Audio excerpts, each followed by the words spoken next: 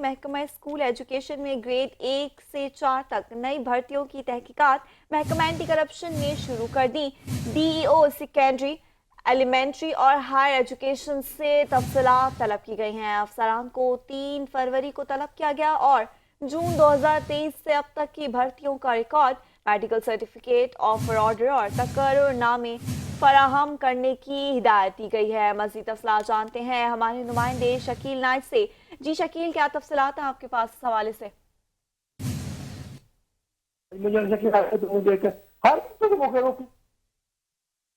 Shakeel noise, क्या तफसीलात हैं आपके पास इस खबर से मुतालिक, आगाह कीजिएगा।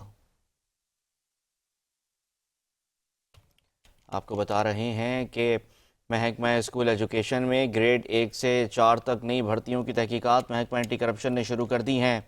सेकेंडरी, एलिमेंट्री और हायर एजुकेशन से तफसीलात तलब की गई हैं। अफसरान को 3 फरवरी को तलब किया गया और जून 2023 से अब तक की भर्तियों का रिकॉर्ड तलब किया गया है। शकील नाइज से मज़ीद तफसीलात जानते हैं। शकील नाइज, इस खबर से मुतालिक क्या अपडेट्स हैं आपके पास, आगाह कीजिएगा।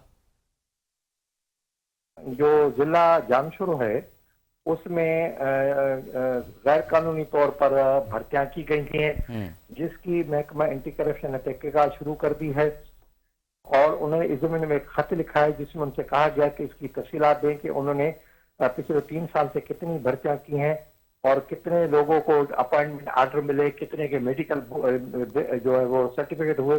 इन सब की तफसीलात उन्होंने मांग ली है और गुलाम अली सुमरो